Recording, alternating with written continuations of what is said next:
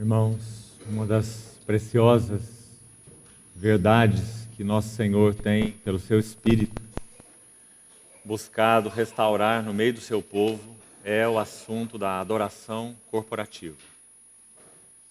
Como nós precisamos nos humilhar diante do Senhor e pedir a Ele que nos ajude, como assembleias dele, a sermos introduzidos em uma realidade espiritual mais profunda no assunto da adoração. Adoração é um ministério ao Senhor. E de alguma maneira, espiritualmente falando, e esse é mais um dos muitos aspectos do ministério do bendito Espírito Santo, um dos seus muitos encargos e serviços é nos conduzir a uma adoração em espírito e em realidade. E nós, como Assembleias do Senhor, podemos e devemos experimentar uma genuína adoração espiritual. Experimentalmente falando, nos movendo em adoração, desde o átrio, quem sabe quando chegamos aqui, meio atabalhoados, meio empoeirados, com os nossos pés empoeirados, assuntos, coisas, questões, questionamentos.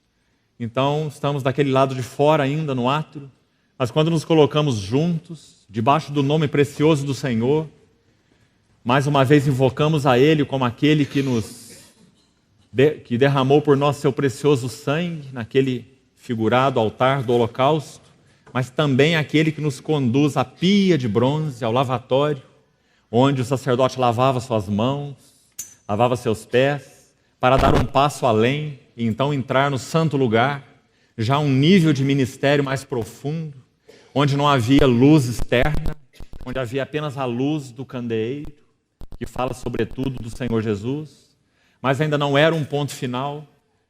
Havia alguém designado entre o povo que poderia dar um passo ainda além e abrir o segundo véu e entrar no Santo dos Santos, onde não havia absolutamente luz nenhuma, senão a luz da Shekinah, da glória de Deus. Então, experiencialmente falando, o Espírito Santo deseja nos mover como assembleias em adoração, desde o átrio até o Santíssimo. E nós deveríamos celebrar diante do Senhor, por exemplo, quando partimos o pão. Nós deveríamos partir o pão quando, como assembleia, nós tivéssemos aquele senso espiritual de que nós estamos juntos, corporativamente falando, no Santo dos Santos, em adoração. Então nós partimos o pão e comemos o pão, com aquele senso tão sublime de quietude, por um lado, e de celebração, por outro lado. Porque o Espírito Santo pôde encontrar em nós um lugar espiritual para nos fazer avançar, então, desde o átrio, quando primeiro nos colocamos juntos, até o Santo dos Santos, numa genuína adoração. Irmão, sabe qual é o preço para isso? Tudo. Tudo que nós somos. Porque se de alguma maneira houver interferência da nossa carne, se de alguma maneira esse assunto começar nas nossas emoções, se não no nosso espírito, nós perdemos tudo. Porque o ponto de início não são nossas emoções, mas o nosso espírito. E quando isso começa no nosso espírito, há quietude interior. E dessa quietude interior provém todas as outras coisas. Que coisa maravilhosa é essa? O Espírito Santo tem desejado nos ensinar o caminho da adoração genuinamente espiritual. Então que o Senhor desperte em nós essa nota da adoração corporativa, para que nós também levemos isso aos seus pés como congregação, como humildes discípulos. Não há nenhum de nós que podemos dizer seja um mestre nesse assunto, nós só temos um mestre, é o bendito Espírito Santo. Então nós podemos dizer a Ele, ó bendito Consolador, nós queremos aprender uma adoração genuinamente espiritual, que parta de uma quietude, que parta de corações limpos. Quem entrará, Senhor, no teu santuário? Aquele que é limpo de mãos e puro de coração, que não entrega sua alma à falsidade, nem jura dolosamente, Então há uma condição de preparo anterior, um preparo prévio, para que então, quando nos colocarmos juntos como povo de Deus, o Espírito Santo possa dar o seu aval, o aval da sua presença, dizendo: isso é meu, tenho conduzido os meus, os que têm sido para mim deleite. Então, irmãos, com a ajuda do Senhor, nós vamos hoje compartilhar um pouco sobre a diferença entre o espiritual e o carnal. E vamos citar algumas marcas a respeito desse assunto na palavra de Deus. Mas ainda vamos precisar de um pouquinho de paciência antes de entrarmos nesse assunto. Ainda bem que nós temos até a meia-noite para isso hoje. Então nós vamos precisar fazer um pequeno preâmbulo antes de entrarmos nisso. Em alguns assuntos que o Senhor levantou como uma nota no meu espírito, na medida que os nossos irmãos Luiz e Ernie compartilhavam pela manhã. Então penso que será necessário colocar umas notas que o Senhor então realçou no meu espírito na medida em que eu ouvia os dois irmãos compartilharem. Então vamos abrir nossas Bíblias no Evangelho de Lucas. Lucas 3,16. Disse João a todos: eu, na verdade, vos batizo com água, mas vem o que é mais poderoso do que eu, do qual não sou digno de desatar-lhe as correias das sandálias. Ele vos batizará com o Espírito Santo e com fogo. Ainda em Lucas, capítulo 12, dois importantes versos 49 e 50. Lucas 12. Assim disse nosso Senhor: eu vim para lançar fogo sobre a terra, e bem quisera eu que já estivesse a arder. Tenho, porém, um batismo com o qual hei de ser batizado, e quanto me angustio até que o mesmo se realize. Irmãos, é tão importante no nosso entendimento a respeito do significado do ministério do Espírito Santo, que nós mantenhamos juntos, em um bom equilíbrio, dois eventos históricos que nunca se repetirão, que são o Calvário e o Pentecostes. O Calvário foi uma obra única e singular, perfeita, completa. Por isso nosso Senhor Jesus disse: está tudo consumado. E nós não podemos crucificar o nosso Senhor de novo, porque isso não é necessário e porque isso não é possível, porque a obra que ele realizou foi uma obra perfeita. Assim o Pentecostes. O Pentecostes foi um evento histórico, 50 dias após o Calvário, quando o Espírito Santo desceu para tomar residência nessa terra. E de uma maneira muito linda nós vimos que aqueles 120 discípulos que esperaram naquele lugar apropriado, talvez uma salazinha no templo, receberam a promessa do Pai. De uma maneira muito linda nós vemos que aqueles 120 representam o candeeiro e o testemunho de Deus no que concerne ao que Ele desejaria e deseja fazer nessa terra, usando a sua igreja como seu instrumento. Nós podemos olhar aquele Pentecostes como um grande candeeiro, um candeeiro de 120 lâmpadas, que foi aceso naquele dia de Pentecostes. Por que nós temos esse quadro? Porque é dito que entre aqueles 120, quando o Espírito Santo desceu, pousou sobre cada um deles 120 línguas como de fogo, sobre cada um deles. Então aquele candeeiro de 120 lâmpadas foi aceso no dia de Pentecostes, e aquele candeeiro virou o Império Romano de cabeça para baixo. Interessante, apenas uma nota adicional: 120. Por que 120? O número 12 na Bíblia tem a ver com o governo celestial. 12. E o número 10 na Bíblia tem a ver com plena responsabilidade. Duas mãos cheias. Plena responsabilidade. significado do 10 na Bíblia. Então o que nós temos ali é 10 vezes 12. Pessoas que aguardaram com responsabilidade aquilo que o Senhor disse: esperai a promessa do Pai. Não façais nada, porque vocês não podem, porque vocês não devem, porque vocês não têm habilidade, porque vocês não têm condição. Esperai a promessa do Pai. Plena responsabilidade.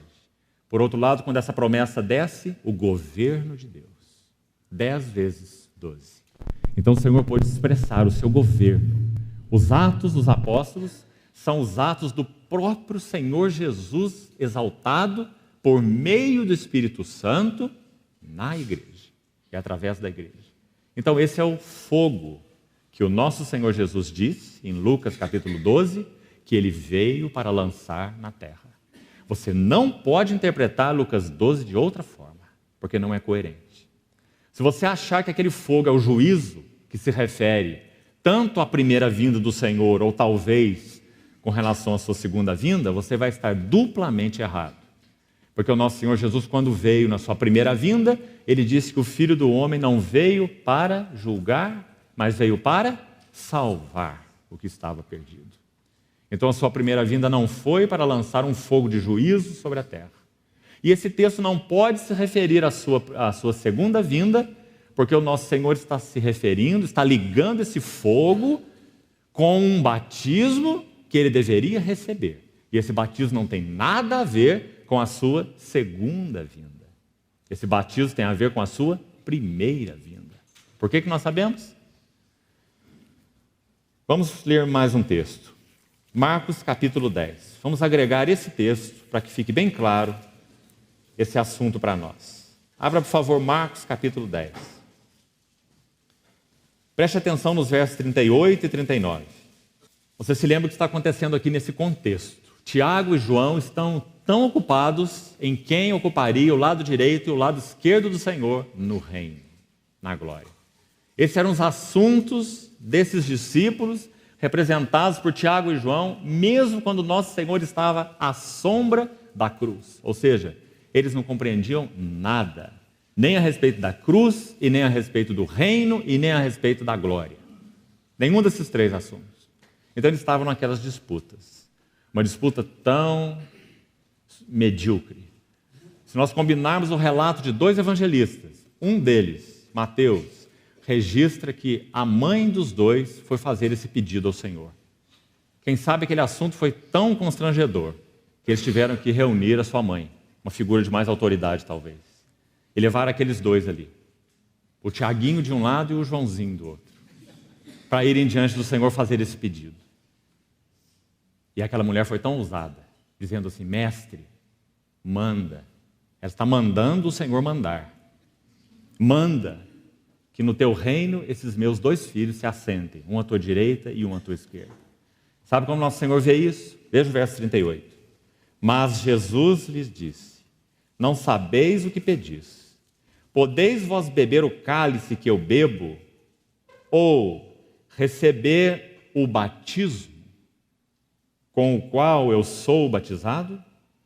Disseram-lhe: podemos. Quando você faz uma pergunta para uma criança que não sabe o que ela tem a responder, ela responde sim, não é? Que ela pode. Então esses eram os dois. Não sabiam nem o que o Senhor estava falando, mas disseram que podiam receber o seu batismo. Então nosso Senhor disse: bebereis o cálice que eu bebo, e recebereis o batismo com que eu sou batizado. Os dois viveram vidas de mártires pelo Senhor. Um sendo o primeiro a ser degolado entre os apóstolos, Tiago. Atos capítulo 12, quando Herodes mandou decapitar Tiago. E o outro vivendo uma vida tão longa, tomando a sua cruz, dia a dia, e seguindo o Senhor, João. Então, irmãos, qual é esse fogo que o Senhor veio para lançar na terra? Repetindo Lucas 12, 49, ele diz: quanto eu queria que ele já estivesse a arder. Que fogo é esse? A vinda do bendito Espírito Santo. Por quê? Porque então, de novo, Lucas 12, 50, ele diz: tenho porém. Então ele dá um passo para trás desse fogo que ele queria que estivesse a arder. Para que esse fogo estivesse a arder, um batismo teria que ser experimentado. Então ele diz: eu tenho porém um batismo com o qual eu hei de ser batizado. Agora escute essa palavra. Lucas 12:50. Quanto eu me angustio, até que o mesmo se realize. Amados irmãos, uma pequena nota sobre isso. A mesma palavra é usada com relação ao Getsemane, quando é dito, nosso Senhor Jesus disse no Getsemane, a minha alma está profundamente angustiada. A mesma palavra usada aí, quanto eu me angustio, até que este batismo, a cruz, o cálice que ele iria beber na cruz, quanto eu me angustio, até que o mesmo se realize, o batismo, a cruz, o cálice, para que então o fogo viesse a arder 50 dias depois, quando aquele candeeiro seria aceso no Pentecostes. Você vê o nosso Senhor falando do Calvário e do Pentecostes, colocando-os juntos. Então esses dois nunca podem ser separados. São dois eventos críticos, maravilhosos. O batismo do Senhor Jesus, no sentido da sua cruz, e a descida do Espírito Santo. O sangue por um lado e o óleo por outro. Por isso nosso Senhor Jesus é o fiador de uma superior aliança. Agora, irmãos, quando nós olhamos essa questão do angustiar-se, toda genuína obra do Espírito Santo não é espiritocêntrica. O Espírito Santo não é alguém que chama atenção para si mesmo. Toda genuína obra do Espírito Santo é sempre cristocêntrica. Então esse é um ponto tão importante para nos cuidarmos. E quando nós olhamos o nosso Senhor falando sobre esse batismo que ele sofreria, e então a partir desse batismo o Espírito Santo que viria, preste atenção nessa linha aqui. O que o nosso Senhor Jesus passou e sofreu no Getsemane, para que esse fogo então viesse a arder? Qual foi o motivo da sua angústia no Getsemane? Irmãos, o Senhor Jesus, nosso bendito Senhor, homem perfeito diante de Deus e filho amado diante do Pai. Nosso Senhor tinha essas duas relações com Deus. Uma tem a ver com a sua filiação, outra tem a ver com o seu sacerdócio. O amado filho diante do Pai e o servo perfeito diante de Deus. Então, nosso Senhor Jesus, quando estava no Getsemane, por que ele se angustiou? Qual era o motivo do Getsemane? Porque ele suou gotas como de sangue. Nós sabemos desse assunto fisiologicamente, e nós sabemos que isso é possível apenas em uma extrema e indizível agonia de coração, de mente, de sentimentos. Isso é quase uma síncope. Amados, nós cremos que se o Espírito Santo não houvesse dado suporte, Hebreus 9,14, citamos ontem, pelo Espírito eterno, ele se ofereceu sem mácula a Deus.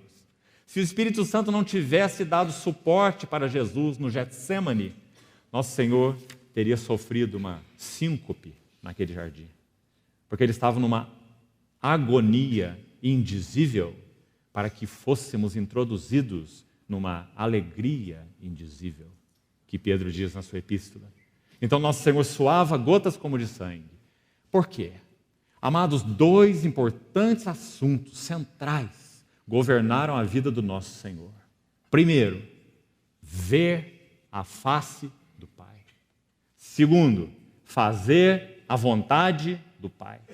Irmãos, houve algum momento em que o Senhor Jesus deixou de fazer a vontade do Pai? Ele disse assim: a minha comida consiste em fazer a vontade daquele que me enviou e realizar sua obra. E ele pagaria todo o preço para isso. Mas, na medida em que ele fazia a vontade do Pai, e sempre fazia a vontade do Pai, e obediente, havia algo que estava aqui paralelo a isso, a fazer a vontade do Pai. Nunca se esqueça disso, amado irmão e irmã. Pense sobre isso. Leve isso aos pés do Senhor. Ver a face do Pai. Não havia nenhuma dificuldade nessas duas coisas caminharem juntas. Fazendo a vontade do Pai, vendo a face do Pai. Não é maravilhoso? Então o Senhor Jesus podia suportar a traição de Judas. Ele podia suportar a negação de Pedro. Ele podia suportar o abandono de todos. Mas ele ainda estava vendo a face do Pai. E a face do Pai era tudo para ele. A face sorridente do Pai, a face de aprovação do Pai era tudo o que ele necessitava. Mas, irmãos, preste atenção. Quando o Senhor entra no Getsemane, Agora ele está na sombra da cruz. Agora essas duas coisas que sempre caminharam lado a lado, fazendo a vontade do Pai, vendo a face do Pai, agora essas duas coisas vão entrar em uma rota de colisão. Nunca antes isso aconteceu. Porque agora, para o Senhor Jesus continuar fazendo a vontade do Pai, ele teria que perder de vista a face do Pai. Ele sabe disso, então ele ora no Getsêmani: a minha alma está profundamente angustiada. Porque, irmãos, quando ele clamaria no Calvário, poucas horas depois: ó meu Deus, por que me abandonaste? Essa não é uma figura de linguagem. O Filho de Deus, o Senhor da glória, foi introduzido nas trevas, trevas as quais nós nunca experimentaremos e por isso nunca as compreenderemos. A noite do Senhor, segundo Êxodo 12. Esta é a noite do Senhor. Você se lembra dessa expressão? Êxodo 12, 42. Ora, irmãos, o Senhor é luz, Deus é luz, e nele não há treva nenhuma. Como é possível haver uma noite do Senhor? O que é a noite do Senhor? A cruz do Calvário, tipificada pelo Cordeiro Pascal. Esta é a noite do Senhor. Então, nosso Senhor Jesus estava agonizando no Getsêmani. Quanto eu me angustio, foram as palavras de Lucas 12, até que esse batismo se realize. Quanto eu me angustio, em Lucas 12, nosso Senhor já expressou isso. Mas então, quando ele estava à sombra da cruz, no Getsêmani, ele pôde clamar: minha alma está profundamente angustiada até a morte. Porque agora ele teria que abrir mão de um dos dois.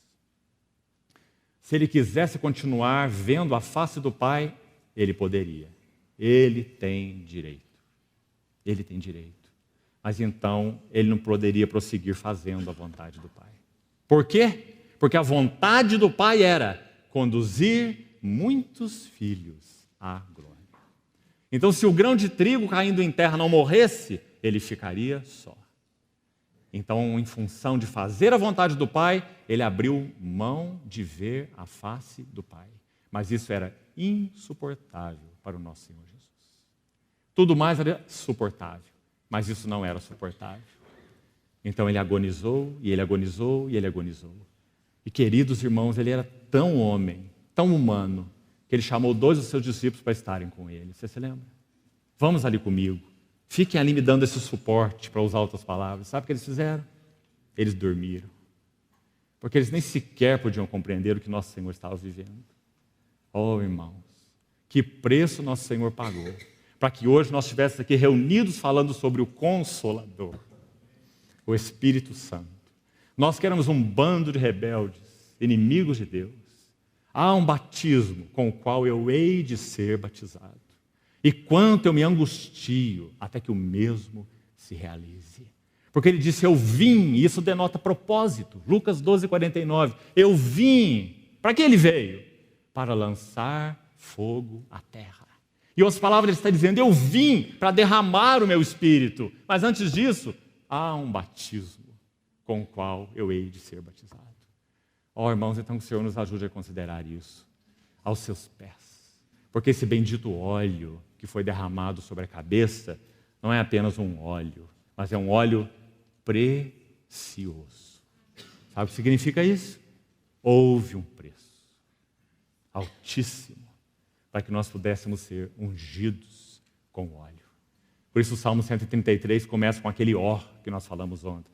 Ó, isso não é admirável? Ó, como é bom e agradável viverem unidos os irmãos. Mas qual é a razão disso? Qual é a fonte disso? É como um óleo precioso. Houve um preço. O preço foi o sangue, para que o óleo pudesse ser derramado. Você se lembra o que deveria ser feito com o leproso no Velho Testamento, para que ele fosse purificado? Lembra-se? A lepra na Bíblia não é apenas uma figura do pecado. É mais. A lepra é uma figura da rebelião. Quando o rei Uzias entra no santuário e faz um serviço inadequado, a lepra lhe saiu na testa. Quando Miriam se rebela contra a autoridade de Deus na vida de Moisés, a lepra lhe saiu no corpo. Então a lepra é uma figura mais do que pecado, é uma figura de rebelião. Nós éramos os rebeldes. O que foi feito para que nós retornássemos essa intenção de Deus duas coisas. Assim como lá na purificação do leproso. Confira lá no Evangelho, no livro de Levítico, no capítulo 14. Primeiro, sobre o leproso era aplicado o sangue. Nunca essa ordem poderia ser invertida. Primeiro o sangue. Mas sobre o sangue era aplicado o óleo. Então, irmãos, nós temos aqui o que o nosso irmão Ernie ressaltou pela manhã. O Senhor Jesus é o Cordeiro de Deus, em primeiro lugar, que tira o pecado do mundo. E o Cordeiro derramou seu sangue. Mas por que o Cordeiro de Deus, tirando o pecado do mundo, derramando seu sangue, por que ele fez isso? Porque o seu propósito era ungir a nossa cabeça com óleo, para que o nosso cálice transbordasse. Então sempre essas duas coisas andarão juntas. O Cordeiro de Deus que tira o pecado do mundo e o batizador com o Espírito Santo. Eu vim para lançar fogo à terra. Então o Calvário e o Pentecostes sempre serão dois lados de uma mesma moeda. Agora, amados, assim como nós nos apropriamos pela fé das bênçãos do Calvário, nós também precisamos nos apropriar pela fé das bênçãos do Pentecostes. Agora, seja cuidadoso aqui. Nós não estamos dizendo, porque não é isso que a Bíblia diz, que o recebimento do Espírito Santo é uma segunda experiência dentro da vida cristã normal. Porque não é isso que a Bíblia ensina. Quando nós recebemos o Senhor Jesus, o Espírito Santo vem habitar em nós, porque quem não tem o Espírito de Cristo, esse tal não é dele, e quando nós cremos na palavra da verdade, no Evangelho da nossa salvação, é o Espírito Santo quem gera em nós o arrependimento, a convicção de pecado e a própria fé. Pela graça sois salvos mediante a fé. E isso não vem de vós, é um dom de Deus. Não de obras, para que ninguém se glorie. Então, o Espírito Santo vem nos selar, habitar em nós, quando nós cremos no Senhor Jesus pela ação dele mesmo. Mas, o que nós estamos dizendo é que assim como nós exercemos fé para encontrar repouso, descanso e segurança na obra do Calvário, nós precisamos exercer fé. Não apenas para que nós tenhamos o Espírito como selo em nós, mas para que então nós vivamos uma vida cheia do Espírito. Sabe, irmãos, quais os dois perigos que nós temos quando nós confrontamos esse assunto? Irmos além ou ficarmos aquém do que as Escrituras nos ensinam sobre a questão do Espírito Santo. Irmos além é um risco muito grande e nos leva a descaminhos tão perigosos. O final deles sempre é uma abundante manifestação da carne. Porque nas nossas vidas esse assunto de carne e de espírito caminham tão lado a lado. Nós vamos entrar nisso agora mesmo, em algumas marcas, para procurar nos ajudar, práticas, aplicadas, para que nós levemos aos pés do Senhor e sejamos sondados. Porque nós somos tão misturados nesse assunto de carne e espírito. Essas duas coisas estão tão próximas. Às vezes alguma coisa começa no espírito e segue na carne. E então nós perdemos todo o valor e o resultado daquilo que o Senhor quer obter. Paulo foi tão claro aos Gálatas, você se lembra? Tendo começado no espírito, estáis agora vos aperfeiçoando na carne. Por causa da delicadeza dessa linha divisória entre um assunto e outro assunto.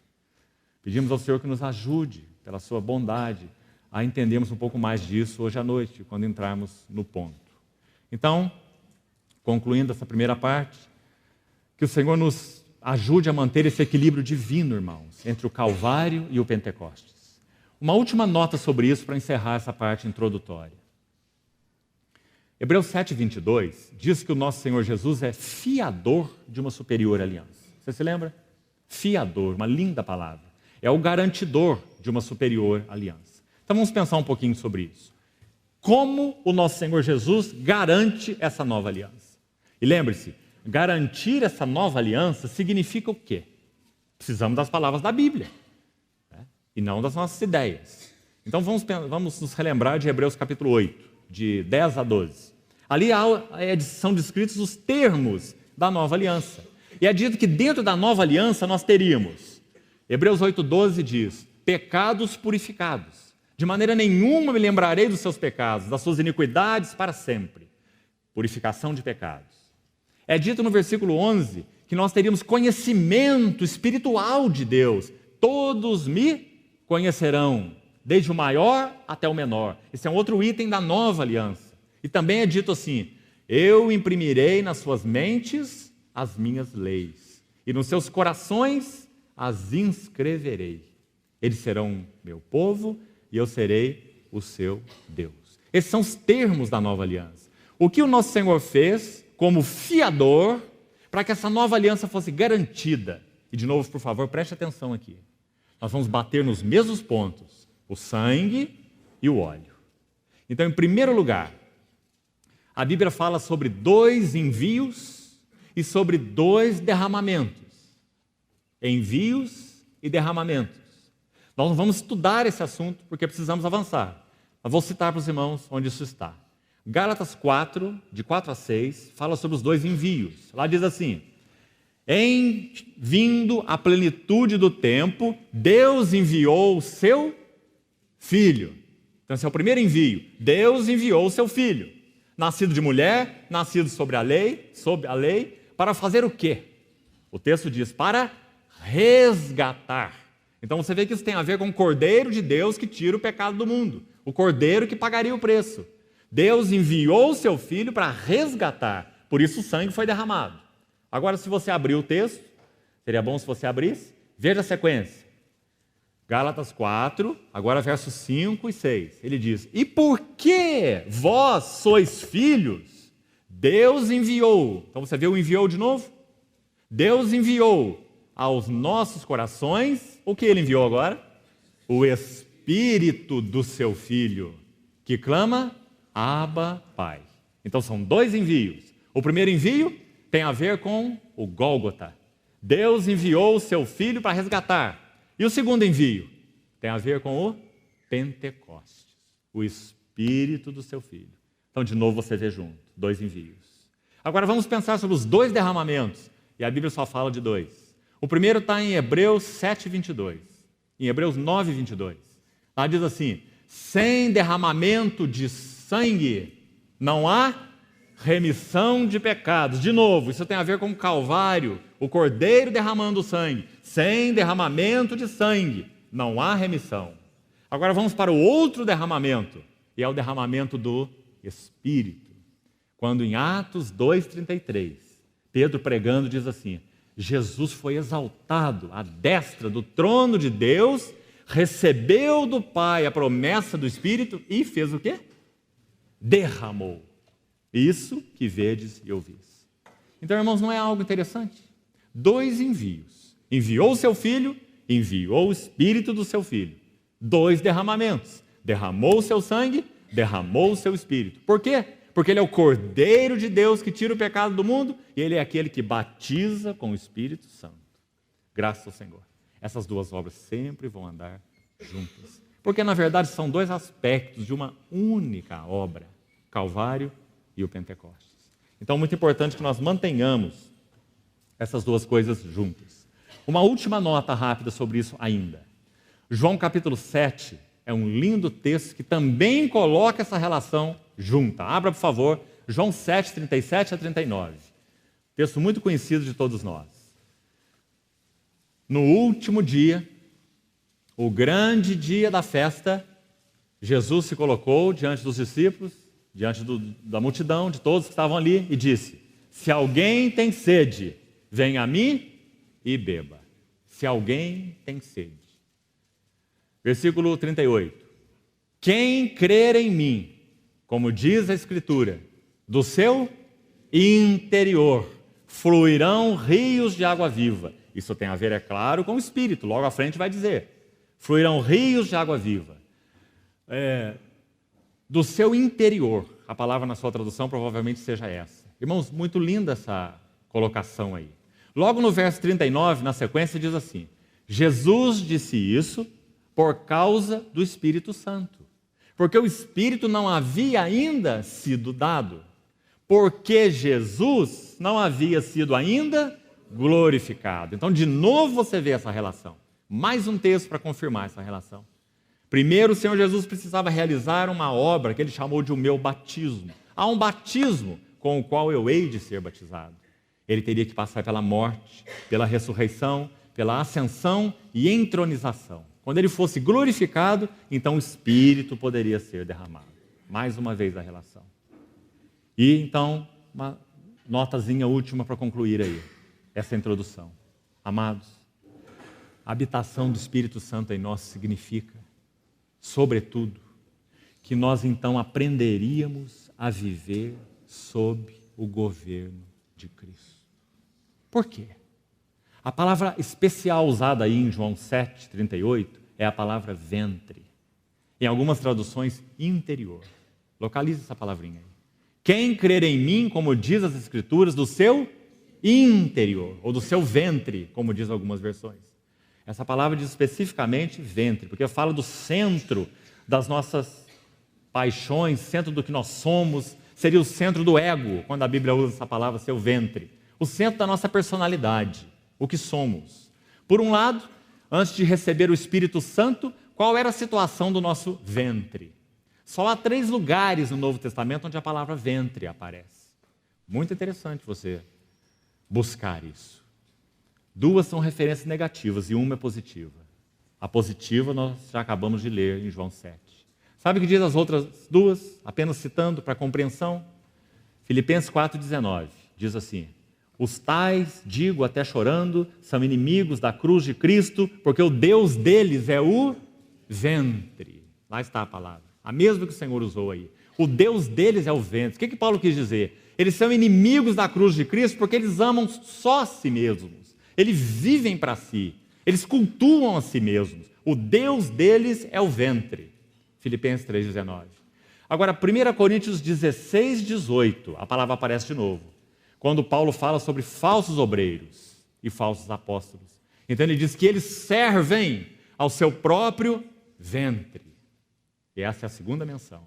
Servem o seu ventre, está muito claro. Vivem para si, para a sua glória pessoal, para a sua satisfação pessoal. Tudo que eles fazem é por interesse.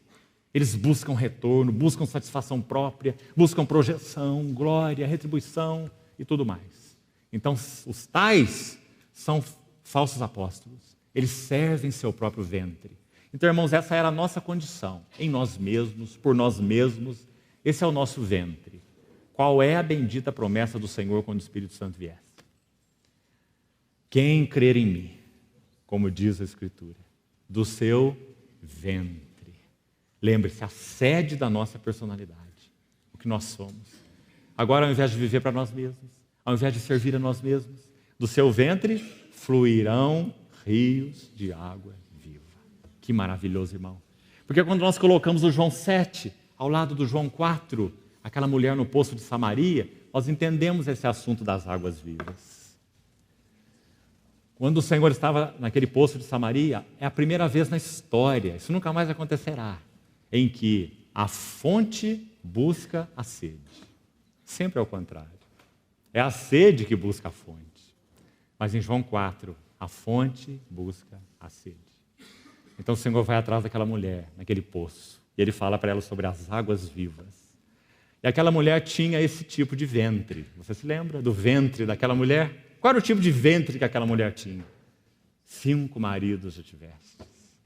Este que agora tem não é teu marido, porque esse ventre é insaciável. Mas o nosso Senhor falou com ela sobre as águas vivas. Então no capítulo 7 ele liga as águas vivas com a vinda do Espírito Santo. Ele não só satisfaria para sempre a nossa sede, como ele seria em nós uma fonte a jorrar para a vida eterna, ou seja, em Cristo, aqueles que creem nele seriam fonte para outras vidas, descedentar outras vidas. Oh, irmãos, que sublime chamamento nós temos. Outros por causa do Senhor Jesus e por causa da habitação do Espírito Santo em nós, se nós que já estamos no Espírito, como falamos ontem, se nós que já vivemos no Espírito, isso já é uma verdade para nós, mas então e agora é condicional, se andamos no Espírito e não na carne, então nós seremos fonte da vida de Cristo para descedentar outras vidas. Assim como foi o nosso Senhor naquele poço de João capítulo 4. Então, essa é a relação importante de ser mantida junta. E quando o nosso Senhor Jesus expressou essas palavras, E João as explica, dizendo assim, porque até esse momento, vá agora ao verso 39, João 7, 39, porque até esse momento o Espírito não fora dado. Sua versão revista e atualizada de Almeida estará assim, até esse momento o Espírito não fora dado, essa é a expressão, porque Jesus não tinha sido ainda glorificado. O texto original é mais simples e mais direto, diz assim, o Espírito não era, porque Jesus não havia sido ainda glorificado. Mas o que será que o Espírito não era? Nós sabemos que o Espírito é Deus, é o Espírito de Jeová, é o Espírito eterno, é o Espírito divino, ele não tem começo, ele não é criado, ele é uma pessoa divina. Então, em que sentido o texto original diz o Espírito não era? O Espírito começou a ser depois que o Senhor Jesus o enviou? Claro que não, ele é Deus, pessoa divina. O Espírito não era no sentido de que ele não era e não poderia ser o Espírito do Jesus glorificado. Mas depois que o Senhor Jesus consumasse a sua obra, morresse, ressuscitasse e fosse entronizado, então ele derramaria o seu Espírito, enviou o Espírito do seu Filho. Que lindo que a Bíblia coloca a ênfase nisso. Por que isso é importante, irmãos? Não é questão de palavras, de semântica, de academicismo, é uma questão espiritual. É porque agora aquele Espírito de Deus, aquele Espírito de Jeová, aquele Espírito eterno, podemos dizer assim, falando com reverência. Tome cuidado com essa frase, mas é a única maneira de tentarmos explicar essa verdade.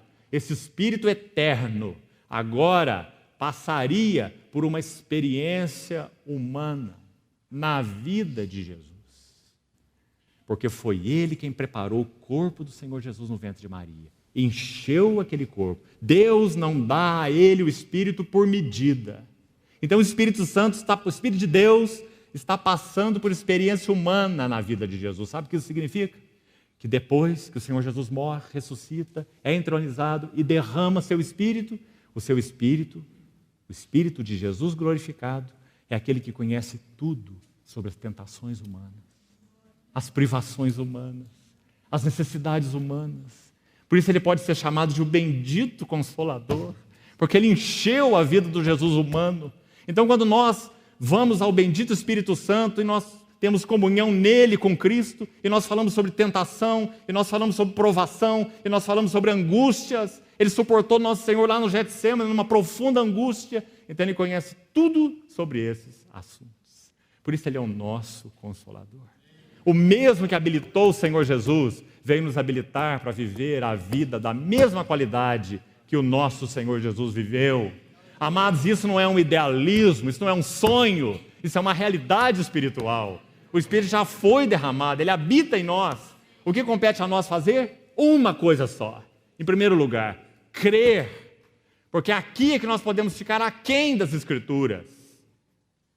Por isso os discípulos oraram, aumenta-nos a fé. E nosso irmão Luiz citou hoje de manhã de maneira tão maravilhosa aquela ilustração do comedor de farofa. Você se lembra? Que comprou a passagem, estava passando fome, 3 dias sem a farofa.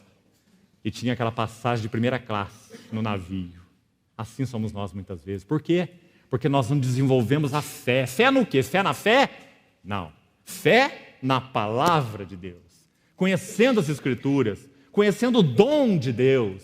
Paulo diz, graças a Deus pelo seu dom inefável. Então, quando nós conhecemos o seu dom, nós exercitamos fé.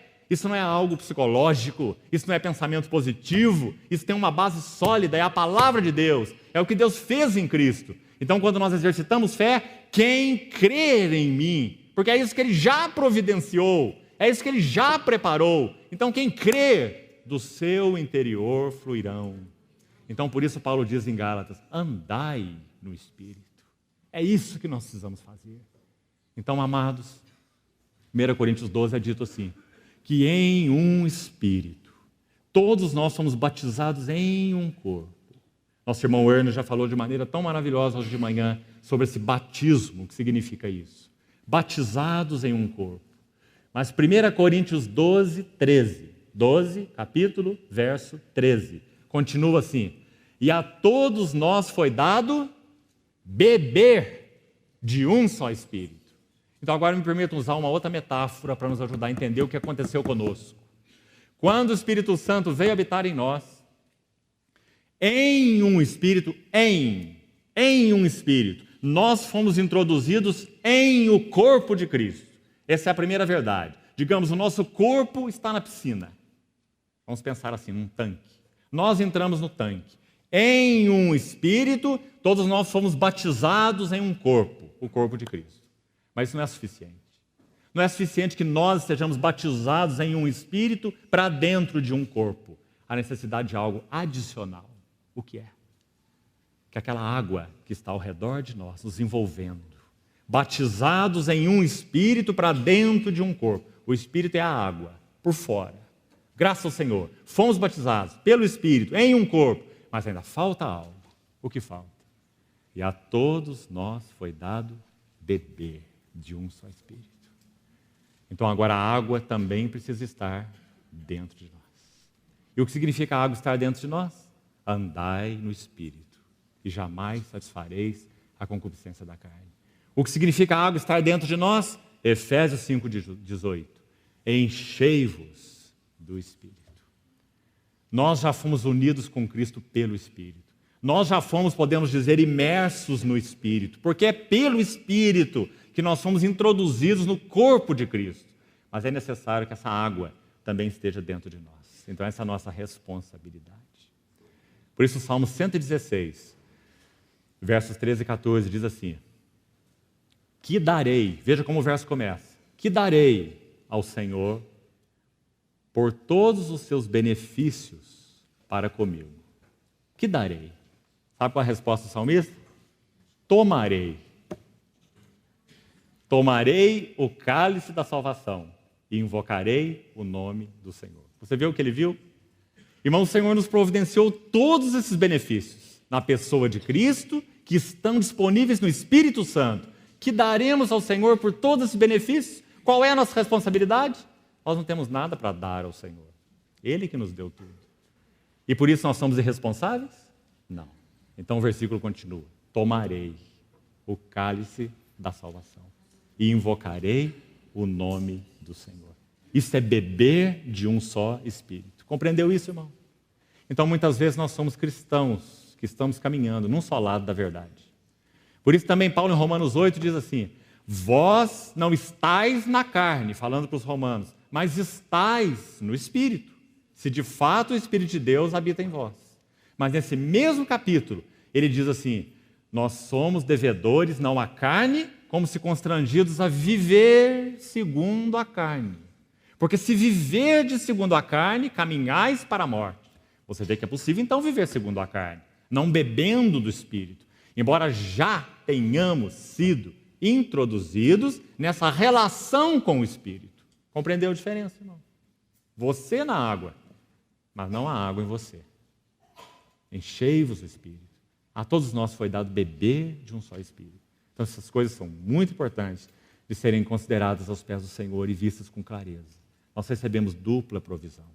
Batizados em um Espírito para dentro de um corpo e beber de um só Espírito. Então, irmãos, nós precisamos, concluindo aqui essa parte, falando de maneira bem prática, irmos ao nosso batizador.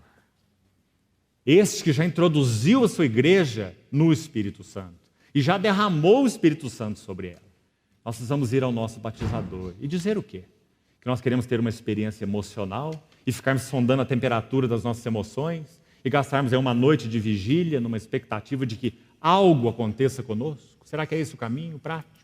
Não, cremos que não. Por quê? Porque tudo já está preparado.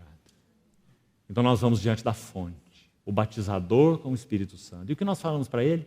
Senhor, pela fé na tua palavra, eu quero me apropriar de tudo aquilo que o Senhor já providenciou para mim, na pessoa do teu bendito Consolador. Pela fé. E não espere nenhuma sensação diferente quando você se apropriar do Senhor. Porque não é questão de sensação, é questão de fé. E na medida que nós vamos seguindo com o Senhor, então o Senhor estará arando o nosso coração, abrindo espaços cada vez mais amplos, para que essa vida no Espírito seja uma realidade para nós. Ela tem demandas, irmãos. Por isso um processo que surgisse de última hora não teria nenhuma realidade. Porque há demandas nesse assunto do andar no Espírito. Ele não pode encher um vaso cheio. Então há demandas. Mas se nós nos apropriamos dessa fonte com plena convicção de que o Senhor, Cordeiro de Deus, é também o batizador com o Espírito Santo, Ele vai falar conosco a respeito disso, nos dando um senso mais profundo da sua presença e imediatamente falando para nós que Ele deseja ocupar mais espaços dentro de nós. Porque a questão, na verdade, a questão essencial não é o quanto nós possuímos do Espírito. A questão essencial é o quanto o Espírito possui de nós. Então Ele irá entrar nessas demandas conosco, dizendo, olha, você tem reservados castelos para você mesmo, quartos secretos. Irmãos, não há como nós experimentarmos uma vida cheia do Espírito se cada uma das chaves desses pequenos quartinhos não forem colocadas nas mãos daquele que é o Cordeiro batizador. Cada uma dessas chaves. Nós fechamos alguns compartimentos e nós guardamos para o nosso deleite privado. O Senhor conhece cada um desses compartimentos, sabe o que eles significam para nós. Alguns deles são muito sérios, alguns deles significam prostituição espiritual. E nosso Senhor conhece cada um desses ambientes, porque Ele é um Senhor maravilhoso. Quando Ele vem para habitar no nosso ser, Ele é para usar de novo uma metáfora, né? Porque Ele não é hóspede, nosso Senhor é nosso Senhor, Ele é o proprietário. Mas para usar uma metáfora, nosso Senhor é um hóspede diferente quando Ele vem habitar em nós. Quando você vai receber um hóspede, você prepara a sala de estar, não é? Se está muito frio, você acende a lareira, deixa um ambiente bem gostoso. Quando chegar o seu hóspede, ele estará todo confortável, uma sala deliciosa. Mas esse não é nosso Senhor. Quando nosso Senhor vem habitar na nossa vida, Ele quer entrar pela área de serviço e não pela sala de estar. E o primeiro lugar que Ele deseja conhecer nas nossas vidas não é o nosso sofá, é a nossa lata de lixo. Porque espiritualmente falando, assim como humanamente falando, nós somos aquilo que nós comemos. Então o Senhor quer conhecer a nossa lixeira, para que nós tenhamos comunhão com Ele, do que nós estamos nos alimentando. Irmãos, e na medida que Ele vai fazendo isso conosco, de maneira tão maravilhosa, porque Ele é tão gentil, soberano, gentil. Então nós vamos depositando aquelas chaves, tão apreciadas por nós, nas mãos do nosso Senhor. Chave após chave. Sabe como isso é explicado na Bíblia? Efésios 3,14. Quando Paulo ora, aquela oração em Efésios, ele fala assim, que sejais fortalecidos com poder mediante o seu Espírito no homem interior, e assim habite Cristo nos vossos corações. Você quer localizar esse versículo, por favor? Abra sua Bíblia. Que sejais fortalecidos com poder mediante o seu Espírito no homem interior. Veja o verso 16. Efésios 3,16. Segundo a riqueza da sua glória, vos conceda que sejais fortalecidos com poder, mediante o seu Espírito, no homem interior. O homem interior é a maneira de Paulo chamar o nosso espírito. Ele usa essa expressão em 2 Coríntios 4 também. Ainda que o homem exterior se corrompa, o homem interior se renova de dia em dia. Então, de novo, verso 16, parte final. Seu Espírito no homem interior. Então ele está falando da pessoa de quem? Do Espírito Santo no nosso homem interior. Agora olha o verso 17. E assim, ou então, habite Cristo nos vossos corações. Lembra que nós falamos ontem? O Espírito, o Senhor é o Espírito. Não porque Ele tenha se tornado no Espírito, mas porque, colocando a expressão entre aspas, né, porque ela tem que ser cuidadosa, aquela que usamos ontem, o Espírito Santo é como que uma extensão da personalidade de Cristo. O Senhor é o Espírito. Então, quando nós somos fortalecidos com poder pelo Espírito no homem interior, Cristo habita nos nossos corações. Agora vamos parar um pouquinho nesse verso. Nós estávamos falando lá das chaves dos quartinhos fechados. O que esse versículo tem para nos ensinar? A palavra habite, no texto original, é uma palavra especial. É composta de uma contração de palavras lá na língua original. Literalmente, sabe o que significa? Fixar uma residência profunda. O prefixo dessa palavra é um prefixo de reforço, que fala de para dentro ou de para baixo. Literalmente traduzindo essa palavrinha habite, na língua original, katoikeu, significa morar para dentro ou morar para o fundo. Seria a tradução literal. Você vê como é linda essa palavra? Qual é o ministério do Espírito Santo nas nossas vidas? Que Cristo more para dentro, que Cristo more para o fundo. Essa é a palavra usada aí. Assim habite Cristo. Em outras palavras, Ele encha os vossos corações. Mas o que é necessário para isso acontecer? Que na nossa comunhão com Deus, no Espírito, nós vamos colocando cada uma das chaves nas mãos do nosso Senhor. Para que então Ele vá abrindo junto conosco. Irmãos, existem alguns quartos que nós temos muita vergonha deles. E alguns talvez não temos nem coragem de abrir. O que nosso Senhor faz? Ele coloca a sua bendita mão sobre a nossa mão, para que nós juntos, a sua mão sobre a nossa, nós possamos girar essa chave. Muitas vezes vai significar dor para nós, porque nós somos idólatras por natureza. Então, quando nós girarmos essa chave com a ajuda do Senhor, então o Senhor vai nos revelar o que significa: conhecereis a verdade, e a verdade vos libertará. Se o Filho vos libertar, verdadeiramente sereis livres. Irmãos, esse é o assunto da oração de Paulo aqui em Efésios. Sejais fortalecidos com poder pelo seu Espírito no homem interior, para que Cristo encha, para que Cristo more para o fundo, more para dentro dos vossos corações. Não é uma incoerência de termos. Paulo não está aqui sendo insano teologicamente. Se Cristo já habita em nós, por que Paulo vai orar para Cristo habitar em nós? Não parece estranho essa oração? E assim habite Cristo. Ora, Cristo já habita, nós poderíamos dizer. Por que Paulo ora para Cristo habitar onde Cristo já habita?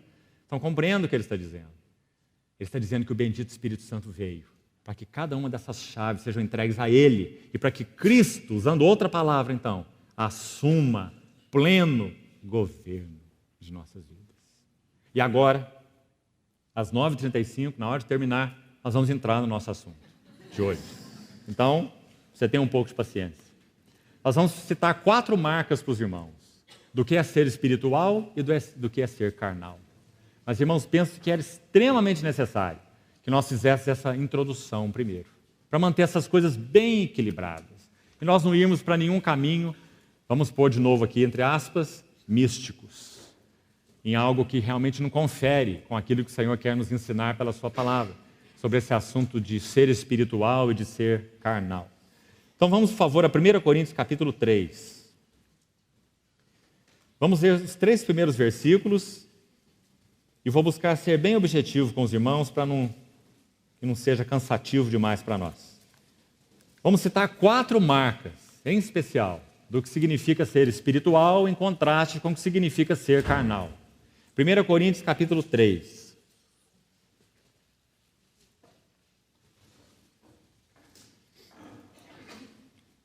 Versículo 1. Eu, porém, irmãos, não vos pude falar como a espirituais, e sim como a carnais, como a crianças em Cristo. Leite vos dei a beber, não vos dei alimento sólido, porque ainda não podíeis suportá-lo, nem ainda agora podeis, porque ainda sois carnais. Porquanto, então ele está explicando por que eles eram carnais. Porquanto, havendo entre vós ciúmes e contendas, não é assim que sois carnais e andais segundo o homem? Quando, pois, alguém diz, eu sou de Paulo, e outro, eu de Apolo, não é evidente que, e aqui há de novo uma expressão, não colocada em todas as versões, não é evidente que, repetindo então, sois carnais, pela 4ª vez, e andais segundo os homens?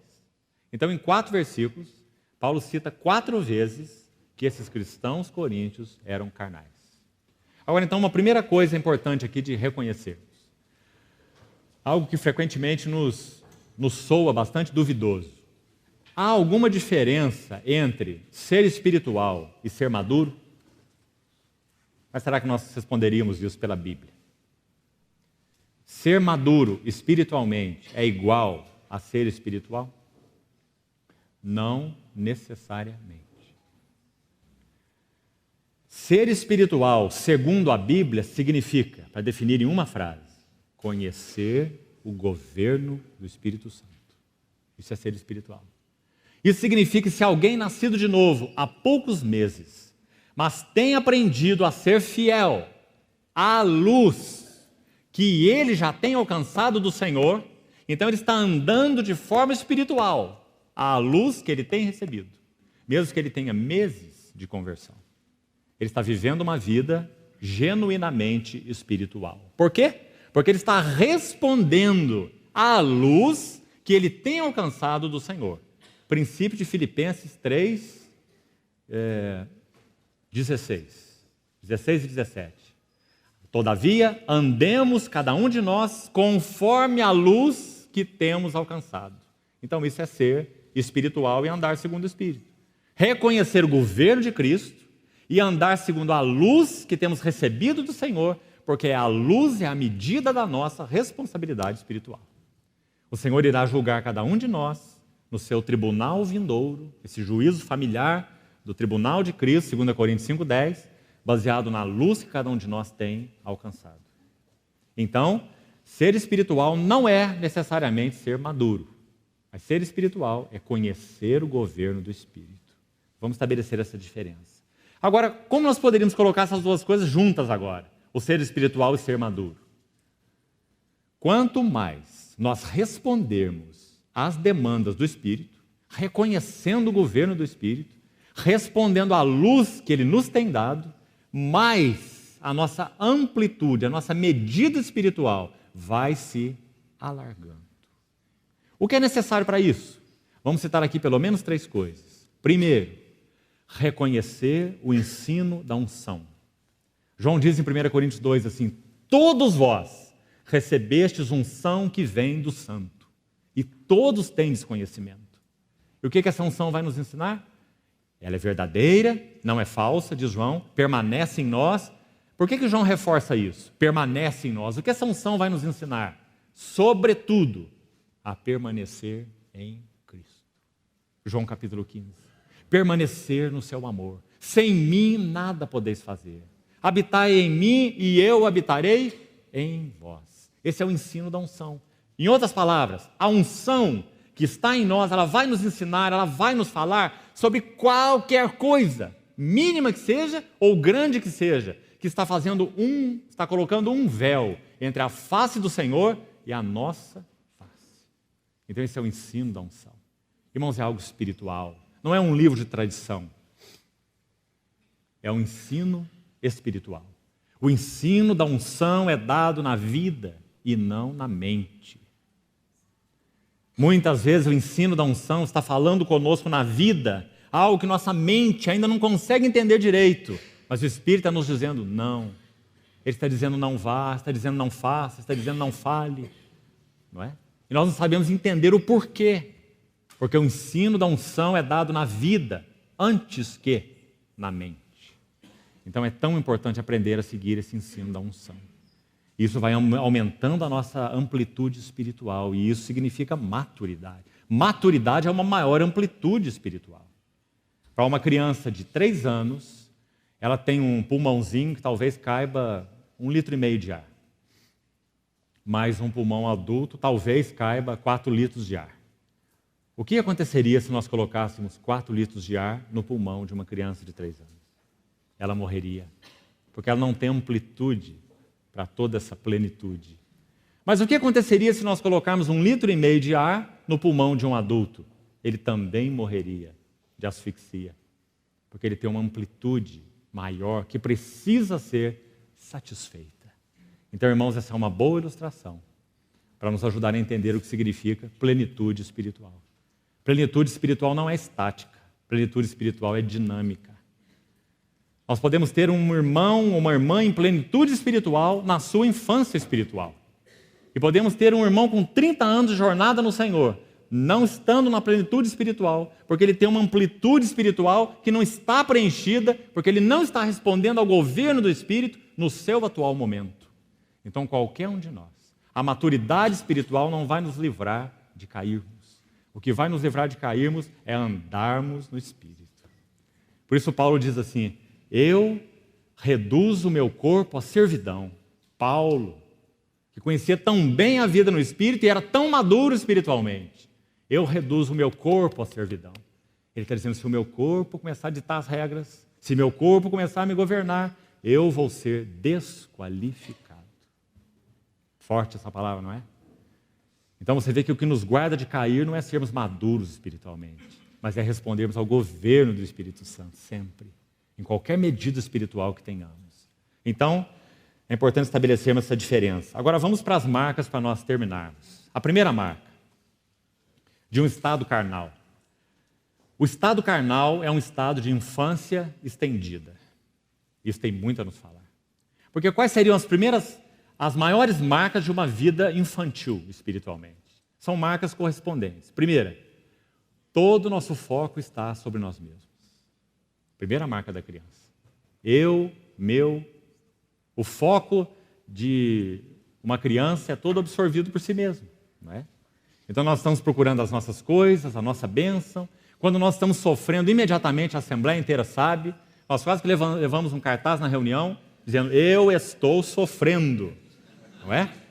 Então nós chamamos toda a atenção para nós mesmos, queremos ser cuidados o tempo todo, marcas de uma infância espiritual. E a outra marca paralela, nunca assumimos nenhuma responsabilidade pelo cuidado de outros. Então nós somos como sanguessugas no corpo de Cristo. Você lembra que o livro de Provérbios diz que a sanguessuga diz dá, dá, dá, mas ela nunca se farta. Essa é a nossa vida egocêntrica. E essa é a marca da infância espiritual. Se nós queremos saber em que ponto nós estamos, isso pode nos ajudar. Qual tem sido o nosso foco? Nós estamos absorvidos por nós mesmos? Nós acordamos de manhã, logo tomamos aquele termômetro espiritual que nós temos, colocamos debaixo do braço assim, dizemos, hoje acho que eu vou ter um bom dia, estou bem, não é? Depois nós andamos 1 ou 2 horas, colocamos o termômetro de novo e dizemos, não, agora estou com um pouco de febre, não é? E nós estamos medindo nossa febre, nossa condição espiritual o dia todo, absorvidos por nós mesmos. Irmão, sabe qual era o maior segredo de Paulo? O que o tornava um homem realmente espiritual? Todos os valores e todas as virtudes, digamos, de Paulo, estavam não em Paulo, mas estavam em Cristo. Então ele podia dizer assim, eu aprendi. Ó, que palavra sólida. Não foi na estrada de Damasco, não. Vai seguindo a Cristo dia a dia. Eu aprendi a viver contente, em toda e qualquer situação. Essa é uma vida espiritual. Isso é uma marca de uma vida espiritual. Satisfação, contentamento. Então, a primeira marca, uma infância estendida. O autor de Hebreus diz a mesma coisa para os destinatários daquela carta. Vós estáis necessitados de leite, porque atendeu um tempo decorrido. Já devíeis ser mestres. Fazendo o que que o mestre faz? Cuida de si mesmo? Então ele não é mestre. Um mestre é para cuidar dos outros, não é para cuidar de si mesmo. Não é? Então ele diz, vocês deviam ser mestres para cuidar dos outros, mas têm necessidade de leite e não de alimento sólido. Agora, irmão, sabe por que essa condição de infância persistente é tão perniciosa? Porque se ela permanece, ela não tem cura. Porque se você dá leite para a criança, você não está ajudando, não é? Está ajudando só ela a manter a vida. Porque o leite não vai dar o que ela precisa. Só vai sobreviver. E se você der alimento sólido, ela não vai deglutir. Então o que nós teríamos que fazer com uma criança? Será que ela precisa? O leite não vai levá-la para a maturidade. O alimento sólido vai matá-la. O que nós vamos fazer com as crianças? Só um caminho do Espírito para as crianças. E foi o caminho que Paulo apresentou para os coríntios. Cruz. Cruz. Que a cruz venha nos cortar mais fundo, mais fundo, mais fundo. Mudando o nosso foco, mudando nossos interesses, nos absorvendo com Cristo. Leite não nos ajudará, e nem alimento sólido, mas sim o trabalho da cruz. Então a primeira marca da vida carnal, uma infância estendida. Irmãos, isso é tão pernicioso na vida da igreja. Nós não podemos ministrar como sacerdotes ao Senhor se estamos consumidos por nós. Até mesmo na mesa do Senhor. Quantas vezes nós estamos consumidos por nós? Nós chegamos à mesa do Senhor cabisbaixos, e ali está o grandioso ego, mais uma vez. Ó Senhor eu, ó Senhor eu, ó Senhor meu dia, ó Senhor meu pecado, ó Senhor minha mulher, ó Senhor meu dia. Não é assim? Infância espiritual. nós não nos aproximamos como sacerdotes, somos consumidos por nós mesmos. Então, essa é a primeira marca séria de uma infância espiritual. Segunda, existência de pecado e de falhas contínuas. Contínuas. Quando nós estamos sempre embaraçados com os mesmos pecados. Isso é marca que nós somos crianças. Se nós estamos avançando no Espírito, nós aprenderemos pelo governo do Espírito, pela vida no Espírito, a irmos nos desvinculando daquilo que nos amarrava. Não somos constrangidos a viver segundo a carne. Quanto mais conhecemos o governo de Cristo, mais avante nós vamos. Então, a segunda marca da infância espiritual, estamos retidos nos mesmos pecados, nas mesmas falhas. Irmãos, alguém já disse que o Espírito Santo gasta 80% do tempo dele conosco, cada dia, nos convencendo de pecado, e 20% do seu tempo nos revelando Cristo. Isso deveria ser o contrário. No mínimo, ele deveria gastar 80% nos dando revelação e 20% nos corrigindo. Então, que o Senhor nos ajude a levar isso aos seus pés. Se nós estamos falando sobre o ministério do Espírito, quão prático isso é. Quantas coisas precisam ser sondadas dentro de nós, para que nós, então, entremos numa vida genuinamente espiritual. E isso não seja um assunto teológico apenas para nós, doutrinário. Terceira marca, séria, também vista na carta aos Coríntios. Preste atenção. Uma vida de infância espiritual ou uma vida carnal, ela pode coexistir com grandes dons espirituais. Nós podemos ter grandes dons espirituais e ainda sermos carnais. Paulo começa essa carta aos Coríntios dizendo assim, se você quiser conferir, capítulo 1, versículo 7, muito importante verso. Paulo louva os coríntios dizendo, em tudo, não é em alguma coisa, é em tudo, fostes enriquecidos. Você abriu aí? Capítulo 1, verso 7. De maneira que não vos falte nenhum dom. Olha o verso 5, o contexto começa no verso 5. Em tudo fostes enriquecidos nele, em Cristo, em toda a palavra, em todo conhecimento, de maneira que não vos falte nenhum dom. Assim como o testemunho de Cristo tem sido confirmado em vós. Outros colocam essa expressão no verso 7, né? De maneira que não vos falte nenhum dom. Viu aí? No verso 7. Aguardando vós a revelação do nosso Senhor Jesus Cristo. Irmãos, não é uma lição solene essa? Não vos falta nenhum dom. Nós também poderíamos dizer, não vos falta nenhuma carne. Porque eles eram todo carnais. Até quando eles lidavam com os assuntos da carne, eles eram carnais para lidar com os assuntos da carne. Por que nós sabemos? Por causa do capítulo 1. Quando Paulo corrige a eles assim, uns dizem eu sou de Apolo, outros dizem eu sou de Cefas, outros dizem eu sou de Paulo, e outros dizem eu sou de Cristo. Essa é a maneira carnal de lidar com o carnal. Aqueles que disseram eu sou de Cristo são carnais. Por quê? Porque eles deveriam ter dito para os que estavam em grupinhos, nós somos de Cristo. Quando eles disseram eu sou de Cristo, eles se apartaram de todos os outros e se consideraram os mais espirituais. Então é o carnal lidando com os carnais, uma situação carnal. Não havia nenhum espaço. Se aquele eu fosse trocado pelos nós, então eles teriam tido uma atitude espiritual. Nós somos de Cristo.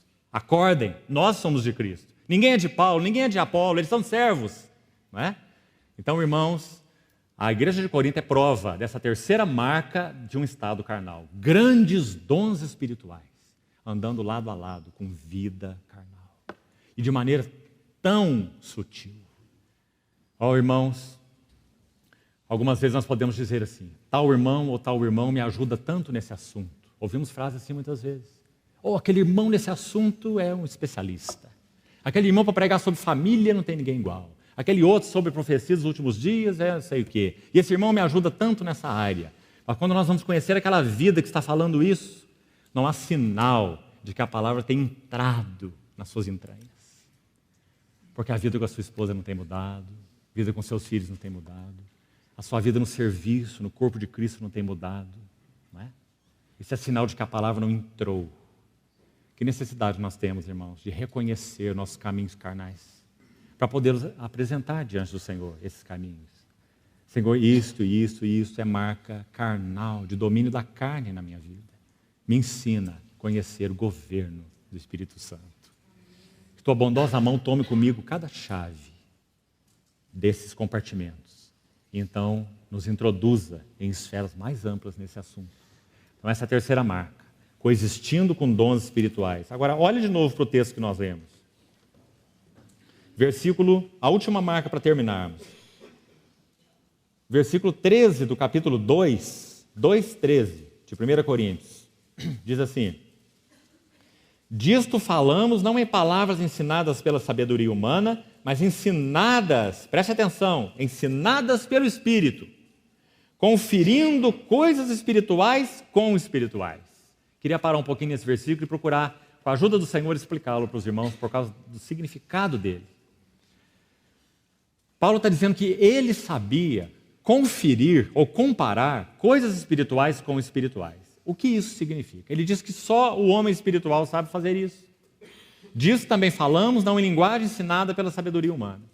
Paulo quis dizer o seguinte: uma vida carnal é incapaz, essa então é a quarta marca, de receber e compreender verdades espirituais. Então aqui nós estamos de novo com grandes problemas, porque nós podemos ser assíduos frequentadores de conferências, mas nós não compreendemos as verdades espirituais. Sabe uma maneira de nós identificarmos isso? Na maioria das vezes, nós não sabemos expressar aquilo que o Senhor nos tem dado em termos de realidade espiritual com palavras. E é o termo que Paulo usa aí no verso 14 que nós acabamos de ler. Quando ele usa a expressão conferindo coisas espirituais com espirituais, a ideia é essa aqui. Paulo diz assim: nós sabemos interpretar as verdades espirituais em uma linguagem espiritual. Você já ouviu pessoas dizer assim: olha, eu fui à reunião, o Senhor falou tanto ao meu coração, você pergunta o que ele falou. A pessoa não sabe falar nada. Não é assim? Ele não sabe traduzir em palavras ensinadas pelo Espírito a verdade espiritual. Sim, ele pode ter sido tocado, não é? Mas o Senhor deseja mais do que isso. Ele deseja que aquela verdade que nos é dada seja agarrada, e seja comida, e seja triturada, e seja absorvida aos pés do Senhor no Espírito, Espírito de sabedoria e de revelação, para que então a verdade que é espiritual, ela possa ser vestida com palavras espirituais. É essa expressão que Paulo está usando aqui. Ele está dizendo que essa é uma característica de um homem espiritual. Ele traduz verdades espirituais em palavras ensinadas pelo Espírito. Então, irmãos, que o Senhor possa nos ajudar nessas 4 marcas, a sondarmos a nós mesmos. Nós temos muito que encarar diante do Senhor com relação às nossas próprias vidas. E por último, concluindo, de verdade agora, eu queria dizer o seguinte para os irmãos: o espiritual e o carnal andam muito próximos. Agora, se nós queremos experimentar diante do Senhor uma realidade espiritual maior, tanto como indivíduos, como assembleia, nós precisamos depositar diante do Senhor esses desejos do nosso coração. Se necessário for, nós precisamos até mesmo parar com coisas que temos feito. Seja em termos de serviço, seja em termos de reunião, seja no que pudermos pensar. Nós devemos ter a coragem, tanto como indivíduos como assembleias, de depositarmos esses assuntos aos pés do Senhor e dizer: Senhor, nós queremos, se necessário, porque não há regra aqui, se necessário, parar com quase tudo que temos feito, para que o Senhor nos fale ao coração sobre aquilo que é teu, nos ajude, nos ensine, nos julgue. Irmãos, nós conhecemos uma assembleia, conhecemos como testemunho, não pessoalmente, até porque esse é um testemunho muito antigo, já de mais de 20 anos atrás. Conhecemos através de um irmão, de uma assembleia que de uma maneira muito definida teve essa coragem e ganhou diante do Senhor algo muito relevante. Irmãos que tiveram um entendimento particular, como dissemos, isso não é regra, isso não é padrão, nós precisamos seguir o Espírito em tudo. Se fizermos algo sem a direção do Espírito, será carnal. Mas o que essa assembleia entendeu é que eles deveriam parar tudo, menos o partir do pão. Tudo mais foi paralisado, menos as reuniões do Partir do Pão. Porque era uma reunião de ministério exclusivo ao Senhor, o Partir do Pão. E a partir do reunir do Partir do Pão, aos pés do Senhor, adorando o Senhor, aquela assembleia foi entendendo como o Senhor queria conduzi-los em amplitudes maiores de vida e de serviço na esfera espiritual. Muito corajosos esses irmãos, porque nós achamos que temos compromisso com coisas, não é? E também com reuniões. Mas como nós vamos parar a reunião de quarta-feira? Isso é um absurdo para nós, não é? Como nós vamos deixar de ter aquelas reuniões nos lares? Aquela é uma pérola para nós. Né? Sim, pode ser. Mas se o Senhor disser pare, nós temos que parar. Porque Ele quer nos ensinar. Ele quer nos falar algo. Então, irmãos, se nós temos esse compromisso afinado com o Senhor, nós precisamos tomar essas atitudes de fé, com coragem. Porque, afinal de contas, a quem nós estamos respondendo? Ao Senhor ou a homens? Então, que o Senhor nos ajude, irmãos, realmente, a depositarmos esses assuntos aos seus pés. E não tenhamos medo, irmãos. Nosso irmão também falou hoje pela manhã sobre o medo. Que obstáculo é o medo? Lembremos que nós citamos ontem do nosso querido irmão, servo tão precioso do Senhor, Martin Lloyd Jones. Não tenhamos medo do incomum. Não tenhamos medo do sobrenatural. Alguns, repetindo o que ele disse, citado ontem, por causa desse medo, têm se tornado culpados de um assunto mais grave: apagarem o Espírito Santo. Então, o Senhor nos ajude a reconsiderarmos tudo isso, irmãos. E que Ele nos guarde de caminhos misticoides, digamos assim. Misticoides. Caminhos da alma. Que não são verdadeiro serviço espiritual. Orações almáticas, sentimentais, emocionais. Que o Senhor nos guarde de todas essas coisas, uma adoração emocional. Tudo que tem origem na alma, como ponto de partida, é espúrio diante do Senhor. Só o que tem origem no Espírito é genuíno diante do Senhor. E que aquilo que tem origem no Espírito encontre uma expressão tranquila nas nossas almas. Tranquila. Que o Senhor nos ajude a rever todos esses assuntos aos seus pés, irmãos. Precisamos muito. Porque enquanto, por um lado, nós podemos orar, vem Espírito Santo. Podemos e devemos. Vem, visita a tua igreja, visita a tua vinha, protege o que tua mão plantou. Enquanto, por um lado, nós oramos assim, por outro lado, nós vamos preparando o terreno. Porque a vinda do Espírito Santo é algo soberano. Nós não podemos constrangê-lo a vir. É um ato soberano de Deus. Mas, por outro lado, a nossa responsabilidade é prepararmos o solo, pedindo ao Senhor que nos sonde, pedindo ao Senhor que vá mais fundo dentro de nós, para que então, na misericórdia, na fidelidade do Senhor, Ele responda às nossas orações, derramando a sua chuva serôdia, que rega a terra. Então, que Ele nos encoraje a isso, irmãos, como igreja. Amém. Vamos orar. Obrigado pela paciência dos irmãos até essa hora. Louvado seja o Senhor. Senhor, nós queremos humildemente apresentar a Ti mais uma vez nossas vidas e as Tuas assembleias, Senhor. Muito obrigado, porque reconhecemos que o Senhor nos tem demandado muitos assuntos. E, Senhor, pedimos que o Senhor agora nos ajude a sermos responsáveis. Queremos realmente, com a Tua ajuda, lavrar o solo dos nossos corações, trabalharmos de sol a sol, para que o Espírito Santo encontre sulcos, arados no nosso ser, no nosso coração, para plantar sementes mais profundas, para nos ensinar o caminho verdadeiramente espiritual. Ó Senhor, queremos ter as marcas da cruz no nosso homem interior, para que o Senhor realmente encontre em nós caminho para um fluir mais denso, mais profundo, mais amplo do Teu Espírito em nós. Obrigado porque Tu és o Cordeiro batizador. Obrigado porque quem crer em Ti, do seu interior fluirão rios de água viva. Obrigado pela abundância da terra que o Senhor é em si mesmo. Ó Senhor, nos introduz, te pedimos, em uma experiência maior com o Teu bendito Espírito Santo. Que realmente conheçamos o governo e a liderança do Teu Espírito no nosso homem interior. A unção do Santo. Ó querido Senhor, continua nos ajudando nesse final de semana, regando a terra do nosso coração. E sobretudo, Senhor, nos dando a realidade espiritual do que temos compartilhado. Mais uma vez te dizemos, Senhor, não nos permita sair daqui com ensinos doutrinários apenas. Nos dá sairmos daqui com verdades agarradas nos nossos corações e com um senso de que o Senhor ampliou a nossa capacidade espiritual. Nós te pedimos, Senhor, em teu precioso nome. Amém.